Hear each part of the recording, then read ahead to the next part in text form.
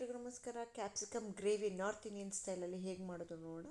ಒಂದು ಕಡಾಯಿ ಅಥವಾ ಬಾಣಲಿಗೆ ನೀವು ಸ್ವಲ್ಪ ಎಣ್ಣೆ ಹಾಕ್ಕೊಂಡು ಅದಕ್ಕೆ ಜೀರಿಗೆ, ದಪ್ಪಕ್ಕೆ ಹೆಚ್ಕೊಂಡಿರುವಂಥ ಈರುಳ್ಳಿ, ಸ್ವಲ್ಪ ಮೆಣಸಿನ್ಕಾಯಿ ಬ್ಯಾಡಗಿ ಮತ್ತು ಗುಂಟೂರು ಎರಡೂ ಮಿಕ್ಸ್ ಮಾಡಿಕೊಂಡು, ಸ್ವಲ್ಪ ಬೆಳ್ಳುಳ್ಳಿ, ಟೊಮ್ಯಾಟೊ 1-1.5 ಟೊಮ್ಯಾಟೊ, ಹುಳಿ ಟೊಮ್ಯಾಟೊ ಹಾಕ್ಕೊಳ್ಳಿ ಆದಷ್ಟು.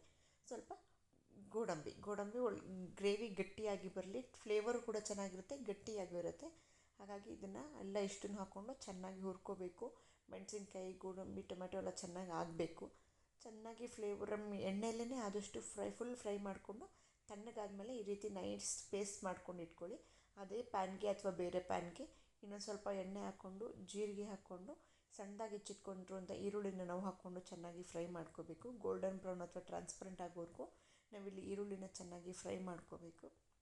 ನಂತರ ಇದು ಈರುಳ್ಳಿ ಎಲ್ಲ ಚೆನ್ನಾಗಿ ಫ್ರೈ ಆದಮೇಲೆ ನಾವು ಹೆಚ್ಚಿಟ್ಕೊಂಡಿರುವಂಥ ಕ್ಯಾಪ್ಸಿಕಮ್ನ ಹಾಕೋಬೇಕಾಗತ್ತೆ.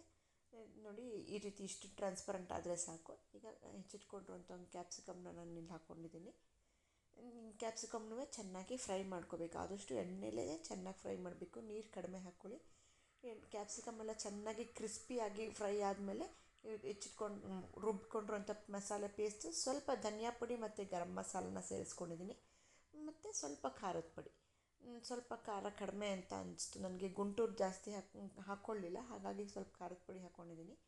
ಇಷ್ಟನ್ನು ನಾವು ಚೆನ್ನಾಗಿ ಮಿಕ್ಸ್ ಮಾಡ್ಕೋಬೇಕು. ಎಣ್ಣೆಲೆ ನೀರು ಹಾಕ್ಕೊಳ್ದೆ ಫಸ್ಟ್ ಎಣ್ಣೆಲೆ ಸ್ವಲ್ಪ ಡ್ರೈ ಅನಿಸಿದ್ರೆ ಇನ್ನೊಂದು ಸ್ವಲ್ಪ ಎಣ್ಣೆ ಹಾಕ್ಕೊಂಡು ಚೆನ್ನಾಗಿ ನೀವು ಎಣ್ಣೆಲೇ ಫ್ರೈ ಮಾಡ್ಕೊಳ್ಳಿ ಆದಷ್ಟು.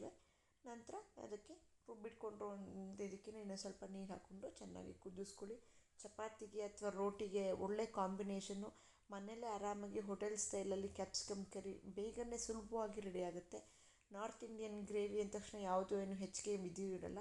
ಸ್ವಲ್ಪ ನಾನು ಕಸೂರಿ ಮೇಥಿನ ಆ್ಯಡ್ ಮಾಡ್ಕೊಂಡಿದ್ದೀನಿ ಎಕ್ಸ್ಟ್ರಾ ಫ್ಲೇವರ್ಗೋಸ್ಕರ.